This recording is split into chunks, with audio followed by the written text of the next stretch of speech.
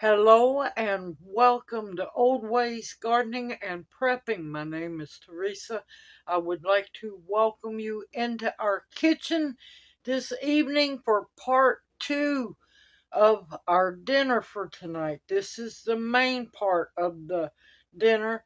The succotash is in the oven cooking, and tonight I will be making Ojibawe fish cakes.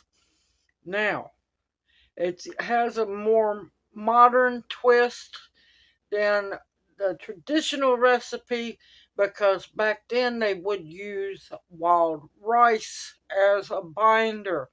I am using crackers. I also have been known to use instant mashed potatoes, which works wonderful. Now, they also, after contact happened, they would also uh, pound down into a powder hardtack. Yes, hardtack. That could be used as a binder as well. And well, if you don't know what hardtack is, Google search. It is, you can use it. I have faith in you. Now, this is a more traditional Ojibwa fish cake. I'm having to change a little bit, not much. This recipe is more after contact than before contact. Because I will be now they did cook them over the coals of a fire or on a flat stone rubbed with bear grease, and they would fry the cakes on that.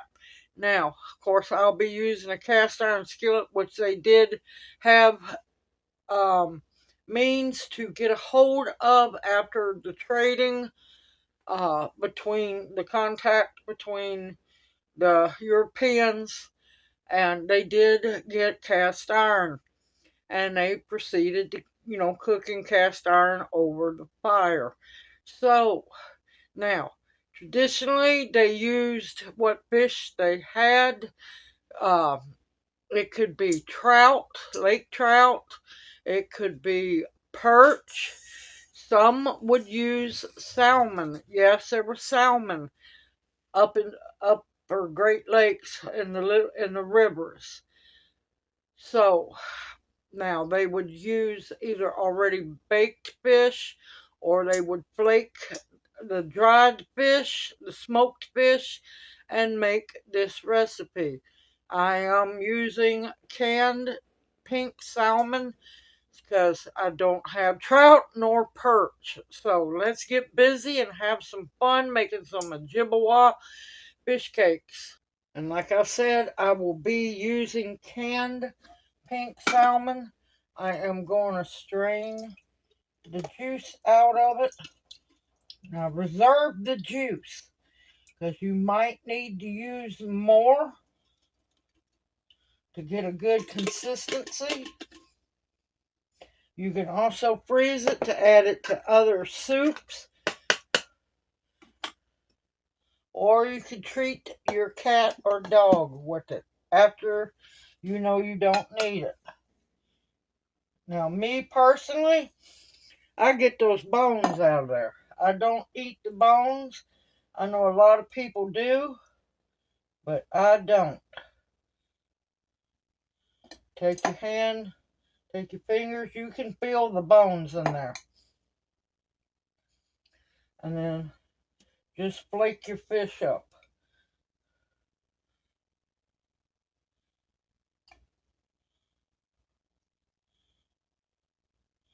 This can be a tedious process, but it's worth it. It's worth it.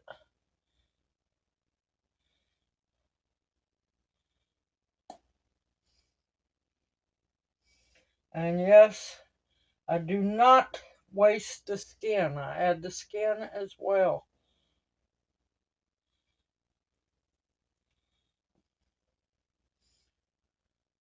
And you can feel the bones. Yes, I know it's been pressure canned, but I still don't like to eat bones.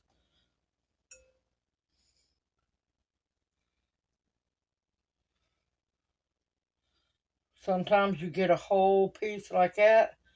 Just open it up. There's most of the spine in there. Yep, there's a bunch of bones there. Just take your time. Don't get in a rush. And you'll get them all.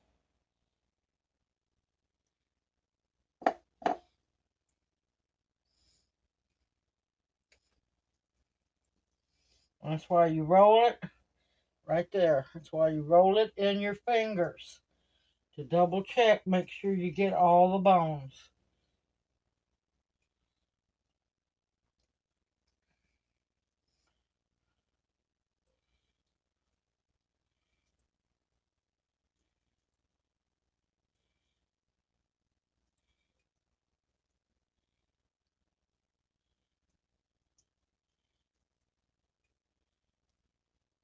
Now this recipe calls for a pound. Well, a can of pink salmon's not a pound anymore like it used to be. So, and plus the fact that me and Junior love fish cakes, I'm going to be using 2 cans.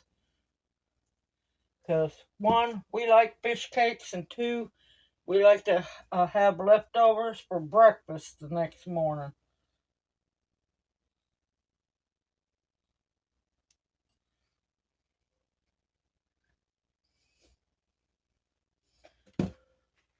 And see, if you're careful,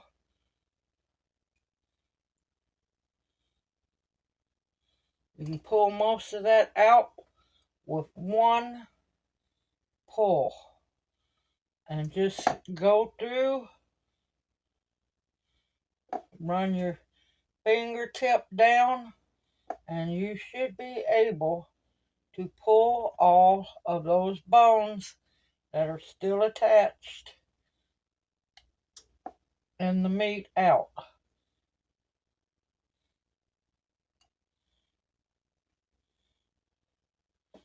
I know some people don't like to use canned fish because of the bones.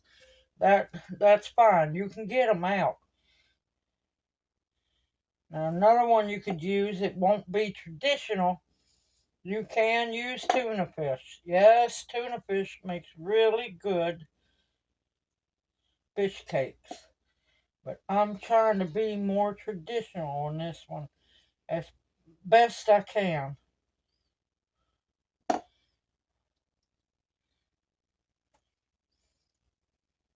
And like I said, roll it in your fingers and make sure you don't feel any of the bones. And you want to flake it up.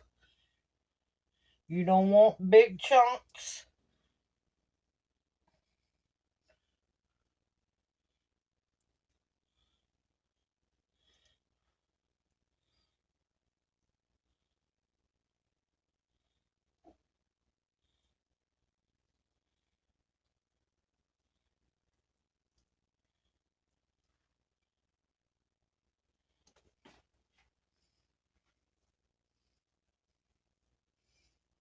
It's not hard to do. It just takes time.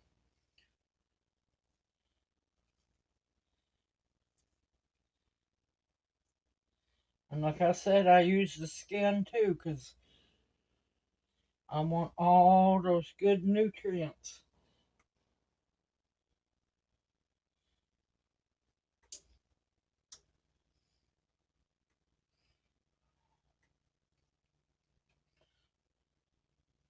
There's a lot of your flavor and your nutrients and your good fats are in the skin of the fish. Alright, like I said, I have 2 cans. I'm fixing to get started on the other can. I'll bring you right back. Okay, I have my pink salmon completely deboned best I could. Ta-da, there's one. Alright, now I'm going to beat up the eggs.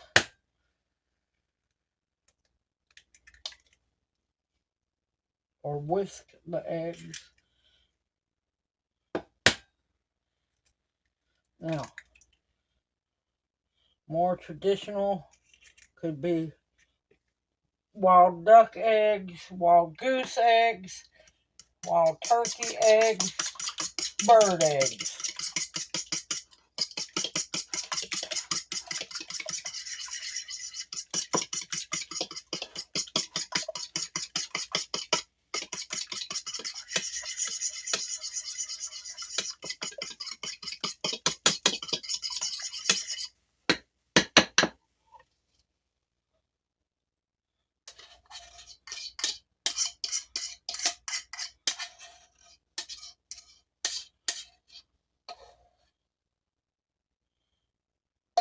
Okay, set that aside. Now I'm going to season it.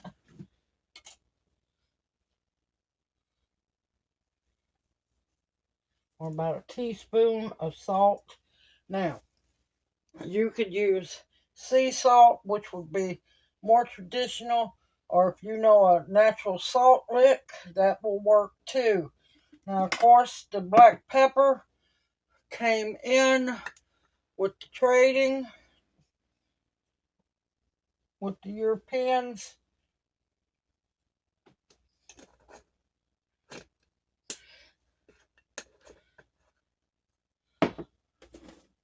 And I'm going to add just a little bit.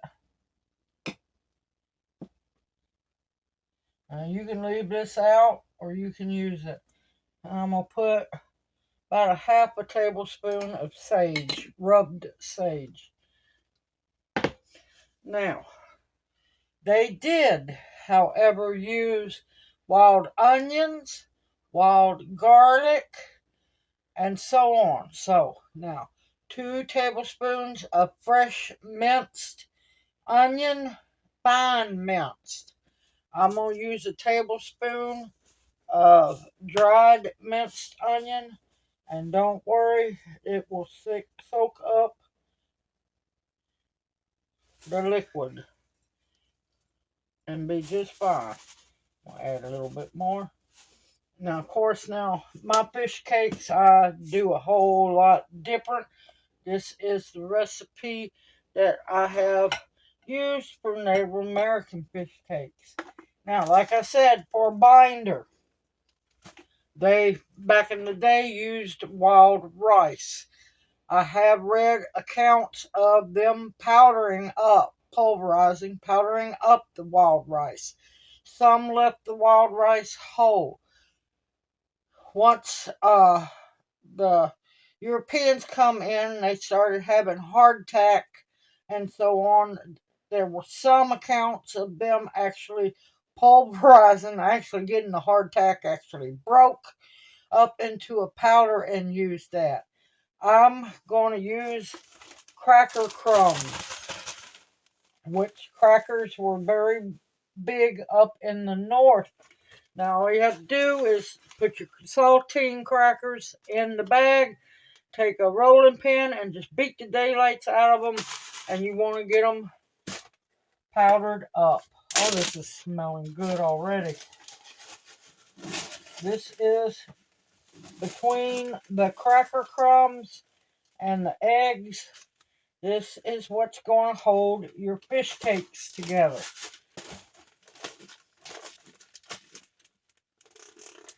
I don't have any wild rice, or I would have been using wild rice. Now you want to mix this very well.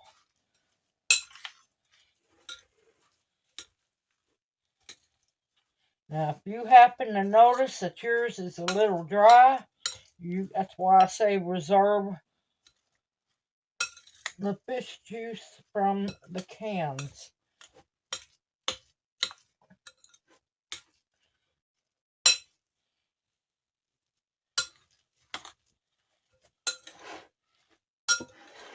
Now you can cover this once you get it mixed in real well.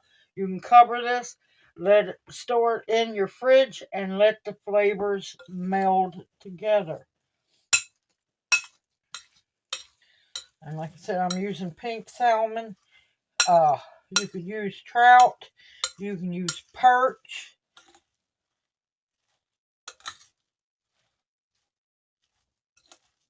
some accounts I have seen, they use sturgeon, whatever they could get a hold of. Oh, that's going to hold together perfect. All right, I will see y'all at the stove. Okay, I have my cast iron skillet. I'm using peanut oil. You can use corn oil, tallow, lard. Just avoid the canola and olive oil. It won't work on this either. Alright, you want to take your fish patty mix. Now, if you wanted to, you can bake these, but to get the golden brown on top, you're going to have to put them under the broiler.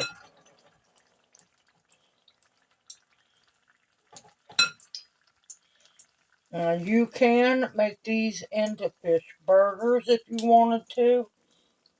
It's up to you. Make them the size that you like.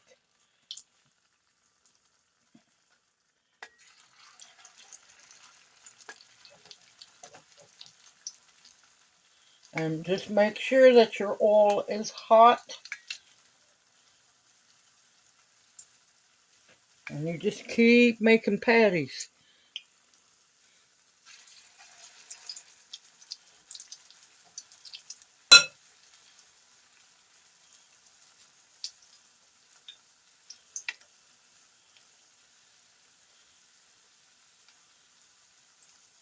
And basically, the fish is cooked. The fish is already cooked. What you're doing is you're getting a golden color on them and getting the egg cooked.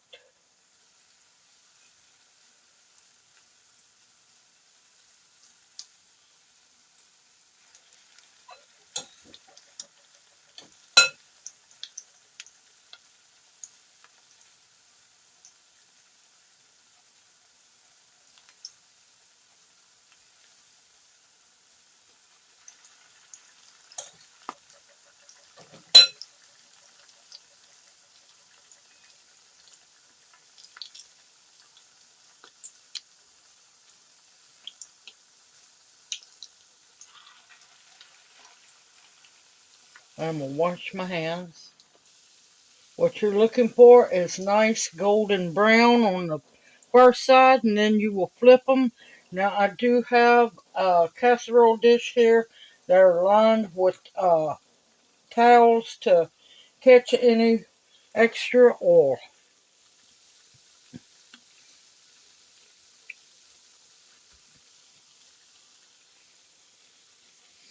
Oh, those smell good. No, you want them golden brown, and you definitely want your oil hot, because if your oil is not hot, they will be soggy and greasy.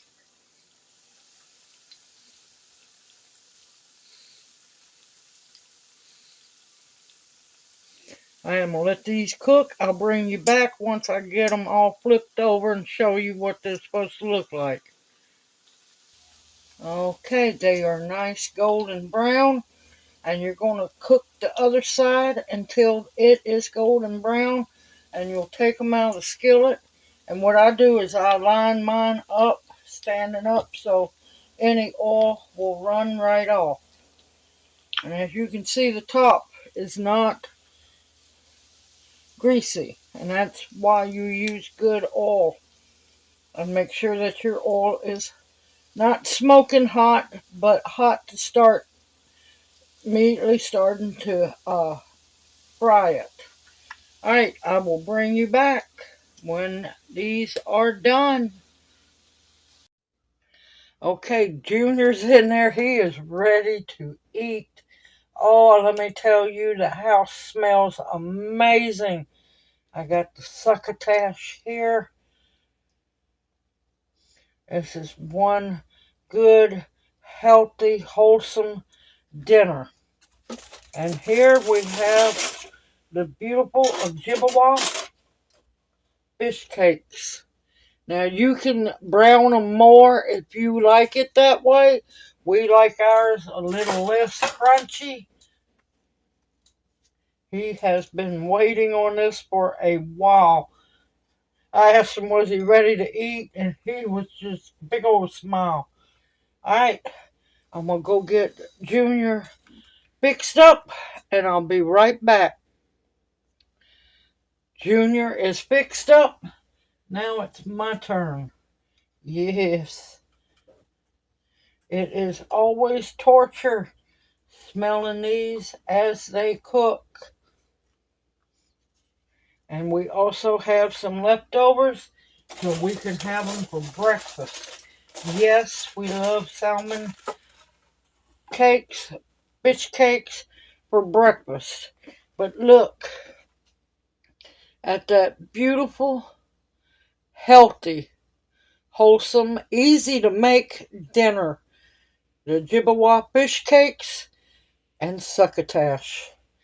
Now, here's what I've been waiting for. I absolutely love fish cakes. They are so good and so easy to make.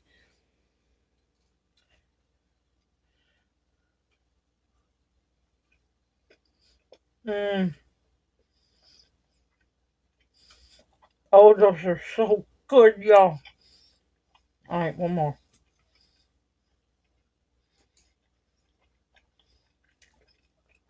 Not greasy. Very moist and flavorful.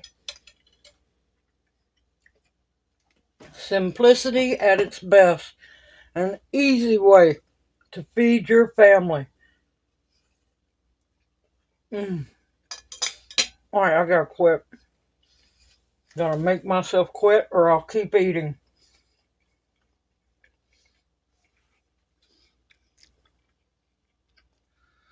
Simple, easy, homemade Chippewa fish cakes. I am so thankful for the ancestors that walked before me, for these wonderful foods that I will be cooking throughout November. Because if it wasn't for them, we would not be here. It is so good to be able to cook wholesome, healthy food. Lyle gave us the yellow squash. I grew the um the crookneck pumpkin. I had the lima beans froze in the freezer already, and the corn was froze in the freezer too. Had the cans, because I stock up, y'all. You have to stock up. Pack your pantries. Already had the salmon and everything else. Did not, well, can't buy anything, but didn't buy anything to make either one of these. You can do this. You just have to believe in yourself. And of course, the recipes will be in the description box of each video. I hope this encourages you to also make them. It's not hard to make fish cakes, and I love making them. Simple, easy, homemade, and you know what's going exactly into them.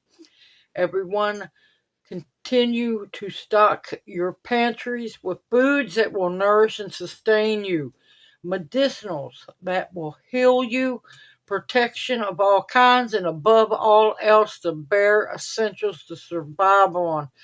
Y'all, stay safe and sound. This country has lost its minds. I look forward to seeing you in my next video, and may you each be blessed. Hoot, hoot. Mwah.